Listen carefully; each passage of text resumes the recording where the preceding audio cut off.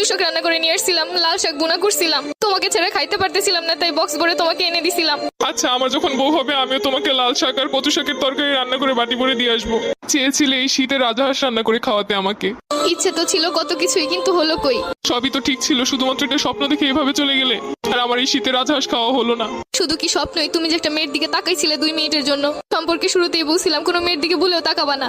তুমি শুধু তাকানোটাই দেখলে, কিসের জন্য তাকাইছি সেটা তো একবারও জানতে চাইলে না। ওই মেয়েটার অন্য গাড়িতে পেঁচে যাচ্ছিল, আমি মেয়েটাকে বাঁচানোর জন্য ওকে ইশারা করে বুঝাচ্ছিলাম। আমি বেঁচে থাকতে অন্য কেউ মরে যাচ্ছে বলে তোমার এত কষ্ট হচ্ছিল। আমি তো বলেছি আমার ভুল হয়েছে। কিছু কিছু ভুলের কখনো ক্ষমা হয় না, এটা তো জানো। আর তুমি তো জানো আমি সবকিছু সহ্য করতে রাজি, কিন্তু মেয়েদের ব্যাপার নিয়ে একদমই সহ্য করতে পারি না। তাই তো আর আটকাতেও পারছি না। দোয়া করি সুখে থাকো সব সময়। তুমি আমাকে খুব সহজে ভুলে যেতে পারবে, তাই না?